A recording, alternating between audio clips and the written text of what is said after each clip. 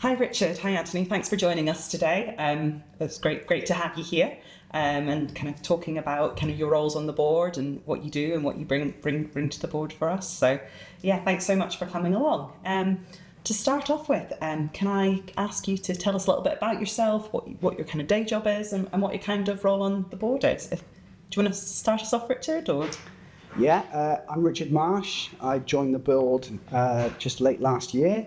I'm an economist. I run my own company and we provide advice to governments and organisations to give them the evidence they need to make investment decisions about which policies they should be pursuing and which strategies they should be supporting. And occasionally we get asked to sort of comment on how they can improve strategies, how they can target investments, which communities they should be working with. So it's an interesting job. It takes me across the whole of Scotland and occasionally a little bit beyond.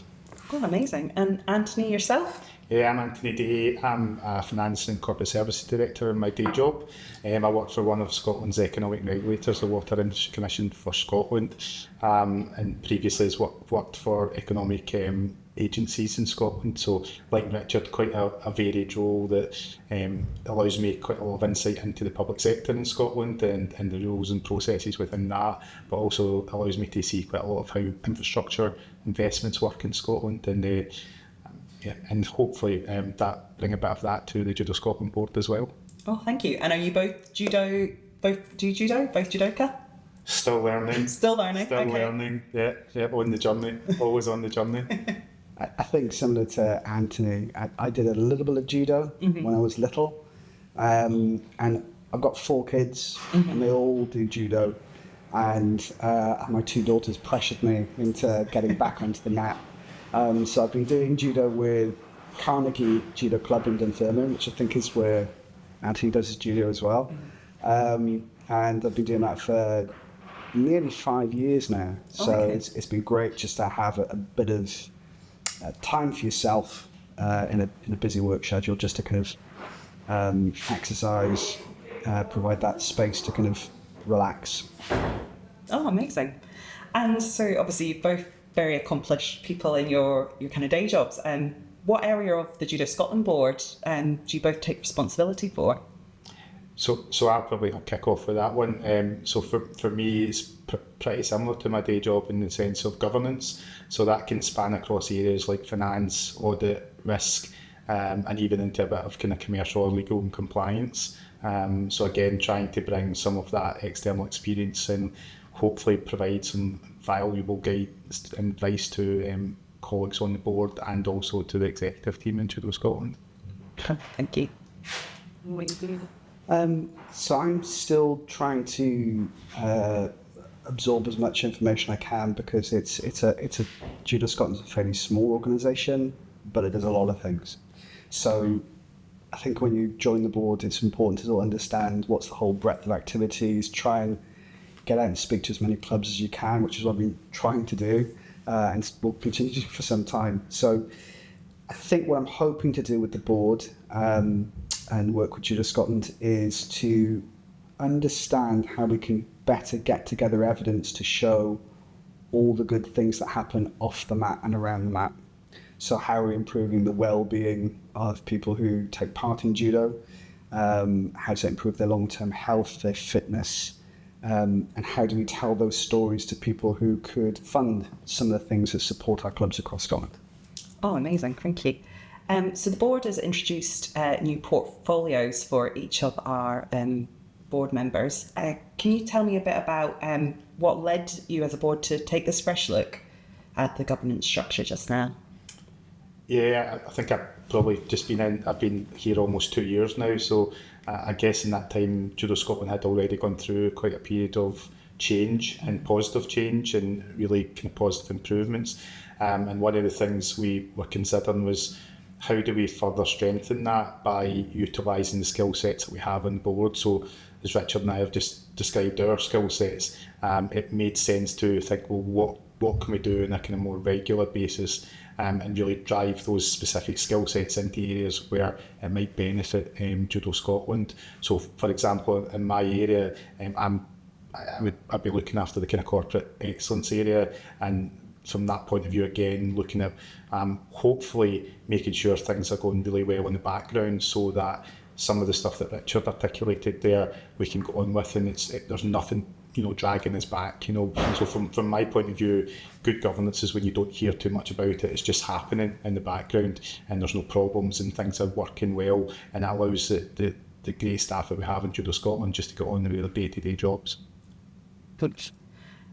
Is there anything you want to add there? I felt I didn't put it out yet, but again, just the early point I made was Judo Scotland. It is a fairly small organisation, and it has limited resources, so it's important to make sure we use them as effectively as we can. So, as Anthony said there, if we've got small teams working on specific problems, they can be a bit more nimble in taking those things forward.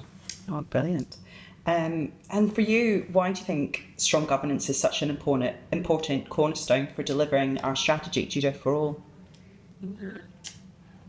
I guess at the risk of repeating my previous answer, but I suppose in my career in governance, as I was saying before, I think when you're doing things well and the day job is happening, so whether that's to do with systems or people or processes, then you can really get on with the strategy. So we've got a really great strategy, a Judo for All strategy, the kind of stuff that Richard articulated earlier in terms of, growing the membership and being inclusive, really making sure it's Judo for All, as the strategy says. And that starts with making sure things are working well every day, and making sure behind the scenes that we can service our membership base really well, and we can provide a great opportunity for people to go and then showcase their talents in judo. Right. And as we kind of discussed, we brought in the new portfolio areas for the board. How did you land on the 4 areas of corporate excellence, membership, athlete success, and the impact on Scottish society?